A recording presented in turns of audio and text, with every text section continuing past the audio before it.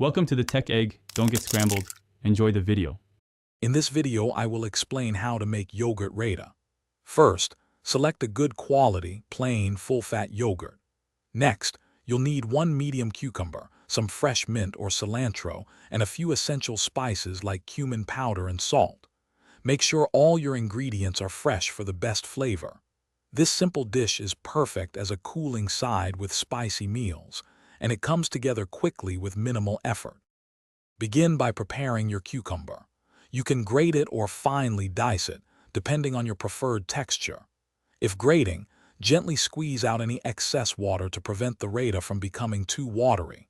Next, take about 2 cups of plain yogurt and whisk it until it's smooth and free of lumps. Now, carefully fold the prepared cucumber into the whisked yogurt, ensuring it's evenly distributed throughout the mixture. Now it's time to add the wonderful flavors that make Raita so special.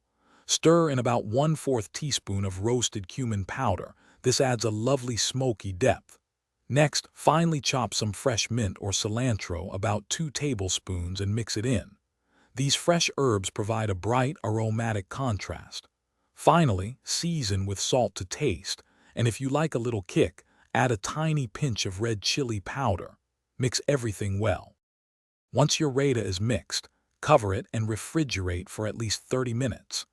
This chilling time allows the flavors to meld beautifully, resulting in a more refreshing and harmonious dish. Before serving, give it a final stir and garnish with a few fresh mint leaves or a light sprinkle of red chili powder for visual appeal.